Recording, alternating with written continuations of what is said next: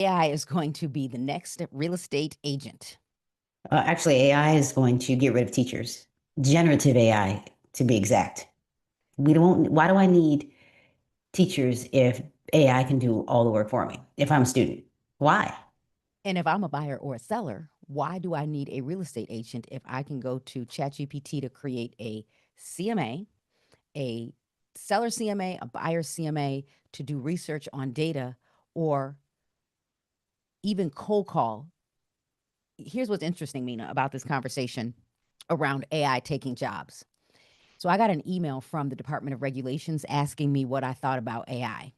Here's what's interesting, and I'm going to keep it simple. There were three questions that were asked. I'm not going to tell you the questions, but I am going to say, well, I can't tell you the questions because I need to go look at what they are. But the questions were very basic. And my response in the email was, I think you're looking at the wrong thing. What's the wrong thing? What's the right thing? I thought that the right conversation around artificial intelligence in real estate was regulation around a bot doing real estate. So let me give you an example.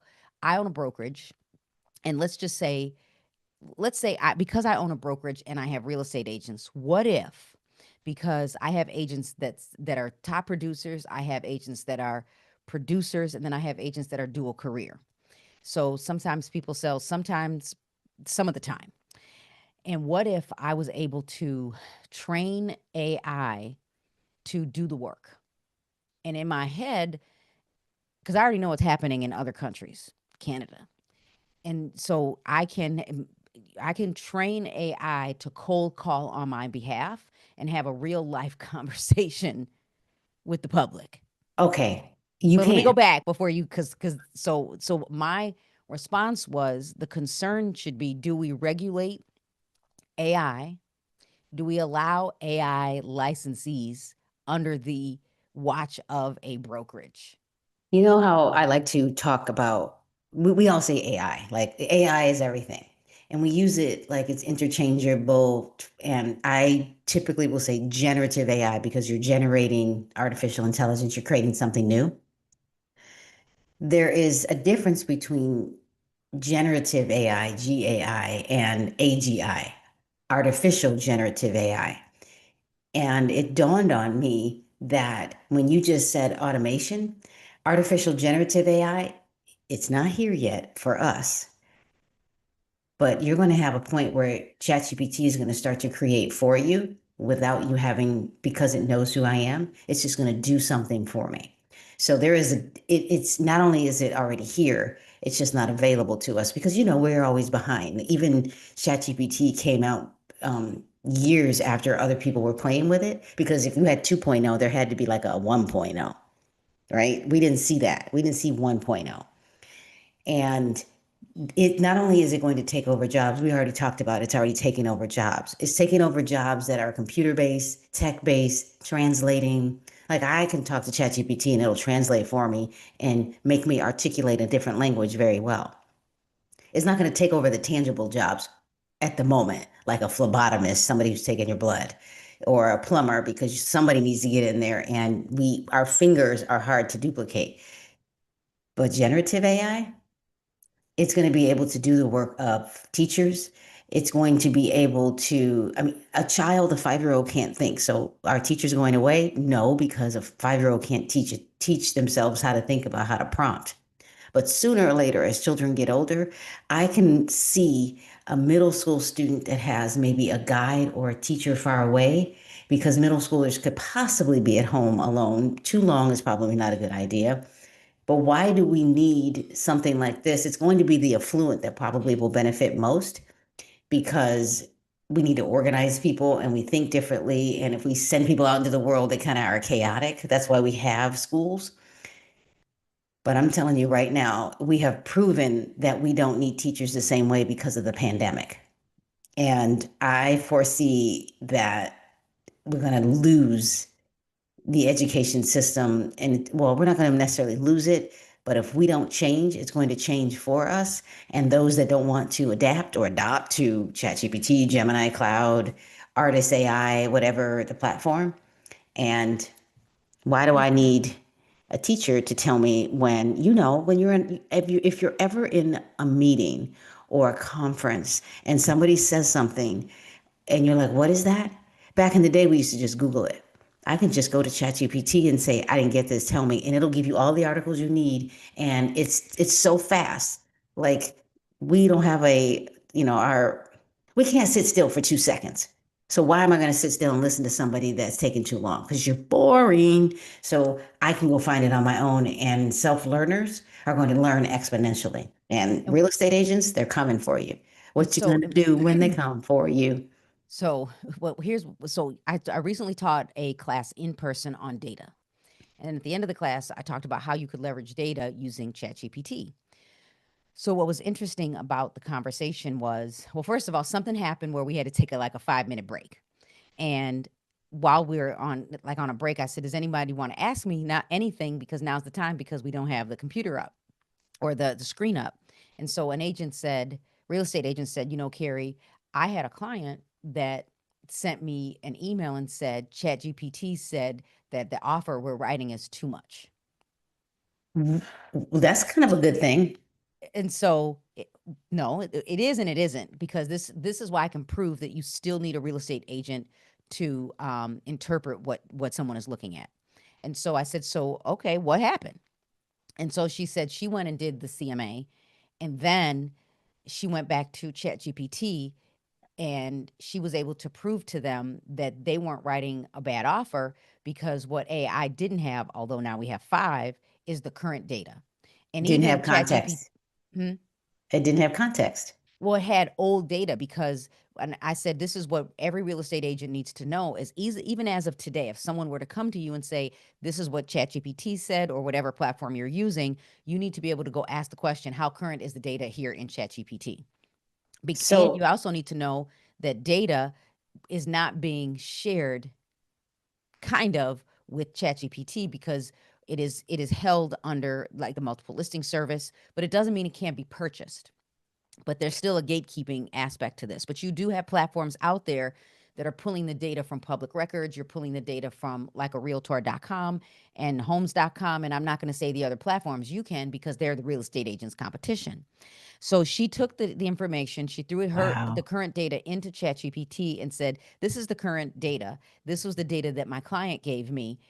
Can you help me say to my client why they're writing a good offer? And so she was able to go back, and the consumer said, oh, I understand, because the data in when you're using these platforms, it may or may not be current. So the value of a real estate agent is to be able to interpret the data. When we think about it taking jobs, what I learned from that immediately, because I was testing the CMAs back in 2022. But what I immediately learned was, next generation consumer, especially the younger folks, they're not coming to learn from us. They're not coming to the local association, the state association, the national association. They're not even going to their real estate brokerages. They are in AI. And so if you've got the consumer in AI and you've got the real estate agent in AI, everyone needs to be looking at this every single day, even if it's for a few minutes, to know what's happening, even if you don't want to use it. What I just learned from what you just told me was that if that real estate agent didn't know about ChatGPT or any type of artificial intelligence that generates for you, it would have taken their job because the consumer would have said, you're wrong. You can't prove it to me. I'm going to go get somebody else. First of all, would have lost out on some money. And Well, maybe second, not because and of the, I mean, yes and no. How about that? possibly, But right. but theoretically, based on the information you just said, that person would have been like, I'm out. You're not even up to date with the latest technology. And you're telling me I did all the work for you. There's going to be a belief that I can do your job. There already is a belief in this with younger people that they can do your job. Because I believe I can do a whole bunch of stuff because of ChatGPT. I believe that, I mean, there's so much that I can do without somebody helping me until I really need help. But what you also said was this real estate agent knew to challenge it because they used ChatGPT to think in a way to use the data that was current and then argue what the other person did. And if you don't have those skills, you will lose your job. And I don't mean like you're going to not be a real estate agent. You're just going to lose clients because the new client is very savvy. They're different And back in the day, you didn't have a choice but to go to the people that had all the data. It's kind of like the news. We went straight to the television for the news. A lot of us go straight to TikTok because I No, would rather you Reddit, tell it Reddit to and me. TikTok still. It's Reddit funny still, but right. And the news is live streaming on TikTok. because they had to. They had to flip the script. I would rather people become really good at using how to generate new content, new context, new ways of taking all information and putting it together. Because we don't know how to do that if you don't learn. And I mean, it's only been here 2 years, and we have new GPTs. We're at GPT-5, which is wonderful and beautiful, and it can organize you even better. And here we are talking about business. I'm in education and I'm already watching the education system not influencing children. We're really good at saying teachers need to learn it, they need to be better at it. But children, if they don't use it and learn it, they're gonna use it anyway. And then they're gonna use it in a way that helps them do it the way that where they cheat or they don't have context. And they don't think the way an adult thinks. Typically the brain is fully developed like around age 25. So we're asked a 10-year-old that puts the assignment in is not asking it to help them learn. It's asking them to do it for them so they can go outside and get on their skateboard, scooter, go swimming, or on their, I'm sorry, they probably don't go outside. They probably go right to the Xbox or the PlayStation. They But just if they are going outside, they at least probably have an electric scooter or an electric skateboard. bike or that unicycle They got the thing. Or tech. They, they, um, they I got the think tech. that's they're using it to just get away with, I just want more time. It's giving people back more time, but it might be doing stuff for you instead of doing stuff with you. And where we are today, we're having, I maybe not we're having good conversation. I don't know that we're having the right conversations about why people in businesses, entrepreneurship need to get good at understanding how to prompt, how to have conversations with ChatGPT and using it with other people and having conversations like we are. Because it can become my think tank. I'm not going to lie. It can become my therapist. It can tell me, Oh, let me tell you, it can be my doctor for that matter. we could literally come back and talk about therapy because we'll talk about that after this. But before we end, I'm and we give our takeaways. You said something important, and you said flip the script. So I'm always challenging you about because I'm an entrepreneur and you go to work, and you're and I'm always challenging the narrative on why can't you ask them if you could do this? And you're like, there's rules, there's policy. And I think that everyone that is considering the position they're in, whether you're in real estate, whether you're a business owner, whether you're an entrepreneur, whether you have a job that you get up, get dressed, and go to, that people should change the narrative and ask the hard questions and the what ifs. Because the what ifs say to me that if agents, real estate business owners don't start to use AI, and I don't mean just for a listing description, they're going to be replaced by a brokerage that is using AI even to cold call, but it's not regulated yet. I agree. And we've had this happen before. We've had it happen in the coal mines. We've had it happen in the steel mills. We've had it happen with automation, with using the internet.